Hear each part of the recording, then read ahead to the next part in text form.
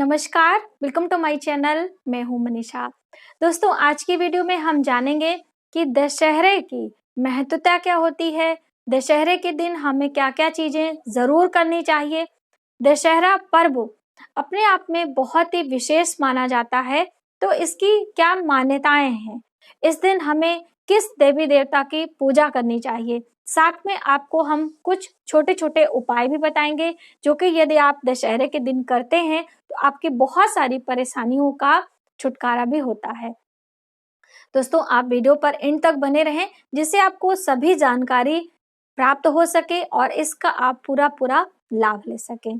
तो चलिए वीडियो की शुरुआत करते हैं। दोस्तों, यदि आप हमारे चैनल पर पहली बार आए हैं तो चैनल को सब्सक्राइब जरूर करें, और यदि आप हमें फेसबुक पेज और इंस्टाग्राम पे फॉलो करना चाहते हैं तो लिंक हम डिस्क्रिप्शन में दे देंगे। आप वहां से जाके चेकआउट कर सकते हैं और हमारे पेज को लाइक कर सकते हैं। दोस्तों, पहले हम जानेंगे दशहरे के दिन की महत्वता क्या है, क्यों हम मनाते हैं दशहरा और कैसे हम मनाएं जो कि हमारे लिए शुभ परिणाम प्राप्त हो सके। तो दशहरा अपने आप में बहुत ही महत्वपूर्ण माना जाता है, क्योंकि इस दिन भगवान श्री राम ने रावण का वध करके लंका पर विजय प्राप्त करी थी। इसीलिए इस दिन को एक दशहरे के नाम से जाना जाता है, और दूसरा विजय दशमी के नाम से, यानी दशमी तिथि है। नवरात्रि के 10वें दिन भगवान श्री राम ने लंका पर विजय प्राप्त करी थी। इसी वजह से इस दशमी तिथि को विजयादशमी के नाम से भी जानते हैं। तो इसलिए ये विजयदशमी का पर्व बहुत ही महत्वपूर्ण और खास हो जाता है। तो इस दिन कोई भी कार्य यदि आप करते हैं तो आपको विजय की प्राप्ति होती है। तो अगर कोई विशेष मुहूर्त में आप कोई उपाय करना चाहते हैं, इस दिन आप कर सकते हैं, उसमें भी आपको विजय प्राप्त होगी। मान लीजिए आपको कोई शत्रु बाधा है तो भी आप कर सकते हैं। इस दिन अपने कलम की पूजा की जाती है, यानी जिससे आप लिखाई करते हैं, जिससे आप पढ़ाई करते हैं। यदि आप किसी पोस्ट पर हैं तो भी आपका पेन प्रतिदिन काम में आता है, आप साइन करते हैं, आप बैंक में हैं, कहीं भी इस दिन यदि आप अपने पेन की पूजा करते हैं तो भी आपको बहुत ही शुभ परिणाम प्राप्त होते हैं। तो विजयदशमी के दिन आप अपने कलम की पूजा अवश्य किया करें। कलम पूजा करने की बहुत छोटी सी विधि होती है। आप उस दिन अपनी नई पेन ला सकते हैं, या फिर जो आप अपनी पेन इस्तेमाल करते हैं उसे ले सकते हैं। उसको एक लाल कपड़े पर रखकर उसके ऊपर थोड़ा सा गंगा जल का छींटा मारें, फिर उसके ऊपर हल्दी कुमकुम का तिलक करें, थोड़ी सी दुर्बा घास उस पर रखें, और सभी पेन पे थोड़ा थोड़ा सा मौली आपको बांध देना है। इस तरीके से पेन को माँ सरस्वती का स्वरूप मानते हुए उसका आपको पूजा करनी है, और उनकी कृपा से आपका पेन जब भी चलेगा, जब भी उसे कोई भी लिखावट होगी, बहुत ही शुभ होगी, और वो आगे आपके भविष्य के लिए काफी लाभदायक होगी। तो इस तरह से पेन की पूजा आपको जरूर करनी चाहिए, और फिर पूजा के बाद ये पेन आपको माता रानी यानी कि माँ दुर्गा को समर्पित करना चाहिए, और फिर आपको इसका इस्तेमाल समय समय पर या प्रतिदिन जैसे आप करना चाहें इसको कर सकते हैं। तो ये तो सूक्ष्म विधि थी कि हम पेन की पूजा कैसे करें। कई लोगों ने हमें क्वेश्चन भी किया था, इसलिए हमने इसको सबसे पहले आपको बताया। अब दोस्तों, हम जानते हैं कि विजयदशमी के दिन हमें किस देवी देवता की पूजा करनी चाहिए। तो इस दिन महिषासुर मर्दिनी के स्वरूप की पूजा की जाती है। वैसे तो जब हम नव दुर्गा की पूजा करते हैं तो माता के सौम्य रूप की पूजा करते हैं, जिसपे माँ सिंह पर विराजमान रहती हैं, और उनका आशीर्वाद मुद्रा में चित्र होता है। उसी चित्र को हम अपने घर में स्थापित करते हैं माता रानी की कृपा पाने के लिए।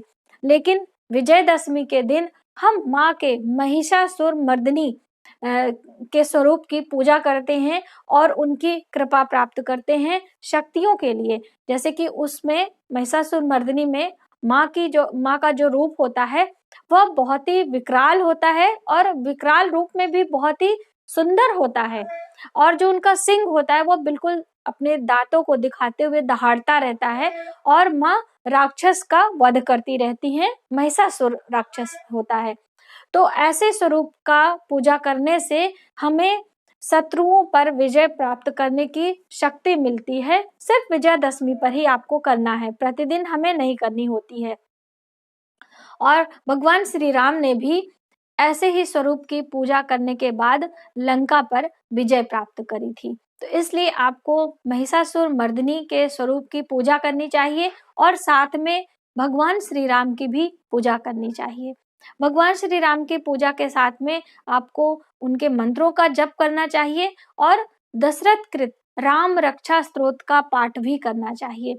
यदि आप किसी लंबी बीमारी से जूझ रहे हैं, आपकी बीमारी से आपको छुटकारा नहीं मिल रहा है, आपके रोग का पता नहीं चल रहा है, तब इस दिन आपको भगवान श्री राम के सामने पहले आप माता रानी की पूजा करें, माँ अम्बे की पूजा करें, उसके बाद भगवान श्री राम के प्रतिमा की पूजा करने के साथ ही आपको राम रक्षा स्तोत्र का पाठ करना होता है और अपनी बीमारी के लिए आपको भगवान से प्रार्थना करनी होती है कि जैसे आपने लंका पर विजय प्राप्त करी, रावण का वध किया, इसी प्रकार से आप हमें भी शक्ति प्रदान करें, हमें भी अपने रोग से विजय प्राप्त हो और हमारे रोग का नाश हो।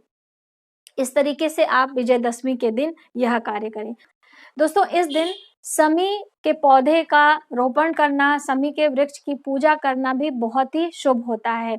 समी पत्र जो भगवान शिव को अति प्रिय होता है, तो इसे आपको अपने मुख्य द्वार पे आप लगा सकते हैं। किसी गमले में यदि सामने स्पेस हो तो वहां पे आप मिट्टी जमीन में भी लगा सकते हैं, नहीं तो आप अपने गमले में लगा के अपनी छत पे भी, बालकनी में भी रख सकते हैं। इसके लिए मैंने एक सेपरेट वीडियो दी है, लेकिन आप इस दिन समी वृक्ष की पूजा भी कर सकते हैं। यदि आपने पहले से अपने घर में लगा के रखा है तो इस दिन संध्या के समय आपको समी वृक्ष में एक थोड़ा सा जल आपको अर्पित करना होता है और दीपक जरूर जलाना होता है। और दीपक किसका जलाएंगे? सरसों के तेल का दीपक आप बाती डाल के जलाएं और फिर कुछ भोग मिष्ठान समी के उसमें आपको जड़ में जरूर डालना होता है और परिक्रमा भी करना होता है।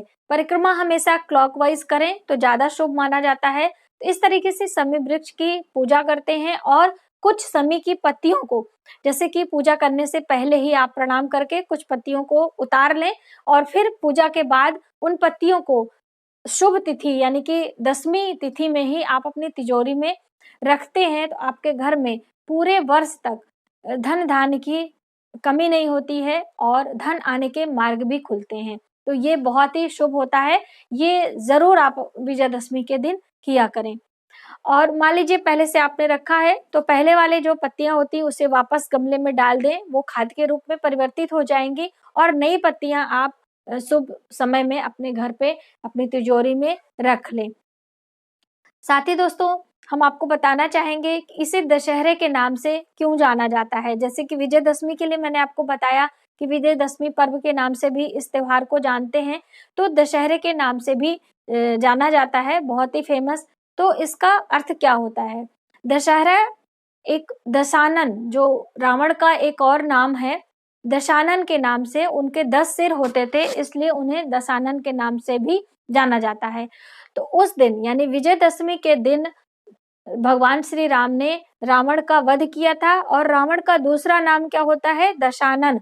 तो दशानन को हराया गया था, उनकी युद्ध में हार हुई थी, इसीलिए दशहारा। यदि हम संधि विच्छेद करते हैं तो दशहारा यानी कि दशानन को हराया गया था, इसी वजह से ये शब्द आया है दशहरा, यानी कि जो 10 सिर वाले रावण का वध हुआ था दशानन का और भगवान श्री राम ने विजय प्राप्त करी थी, तो विजय दशमी, वहीं से ये शब्द आया है विजयदशमी का, क्योंकि 10वीं की तिथि थी तो विजय प्राप्त हुई विजयदशमी। और 10 मुख वाले रावण का वध किया तो उन्हें दशानन को हराया गया है, तो दशहारा, वहीं से ये दोनों शब्द आए हैं और तभी से ये दशहरा और विजयदशमी का पर्व मनाया जाता है। और साथ में आपको ये भी ध्यान रखना है कि मान लीजिए आप दशहरा का पर्व देखने गए हैं और रावण का दहन देखकर वापस आ रहे हैं अपने घर में, तो घर आते ही सबसे पहले आपको गंगा जल का छिड़काव करना चाहिए और घर आकर आपको स्नान जरूर करना चाहिए। जो दशहरे में रावण का पुतला दहन किया जाता है, वो एक प्रकार से रावण का दाह संस्कार किया जाता है। तो आप वैसे भी हिंदू मान्यता के अनुसार जब भी आप किसी के दाह संस्कार में शामिल होते हैं, वहां से आने के बाद आपको स्नान जरूर करना होता है। दाह संस्कार के बाद जो वातावरण में उसके मृत शव से नकारात्मक ऊर्जाएं निकलती हैं वह हम तक न प्रवेश करें, हमें कोई प्रकार का हानि ना हो, इसके बचाव के लिए हम स्नान करते हैं। तो इसलिए आप स्नान जरूर करें। तो दोस्तों चलिए हम जानते हैं कुछ छोटे छोटे उपाय। तो पहला उपाय तो मैंने आपको बता ही दिया कि इस दिन आप शमी वृक्ष का रोपण करें और शमी वृक्ष की पूजा करें, बहुत ही खास होता है अपने आप में। साथ ही दोस्तों जैसे कि मैंने आपको बताया कि किसी रोग से यदि आप परेशान हैं तो राम रक्षा स्तोत्र का पाठ करें। उसी प्रकार से यदि आप विवाह के लिए इच्छुक हैं या आप कन्या हैं और आपका विवाह नहीं हो पा रहा है, काफी दिनों से आप प्रयास कर रहे हैं, तो आप एक उपाय करें। दशहरे के दिन यानी विजयदशमी के दिन आपको श्रृंगार की वस्तुओं में आप अपने सामर्थ्य के अनुसार दे सकते हैं। आप उसके साथ साड़ी कपड़े भी रख सकते हैं या फिर श्रृंगार की 16 चीजें रख सकते हैं, या इतना आप नहीं कर सकते हैं तो आप छोटी सी एक चुन्नी ले लें और उसके ऊपर कुछ भी श्रृंगार की चीजें जैसे कि चूड़ी, बिंदी, महावर और सिंदूर, ये सभी चीजें श्रृंगार की प्रमुख चीजें हैं, इसे आप जरूर रखें और इन चीजों को रख के किसी सौभाग्यवती महिला को आप दान दे दें।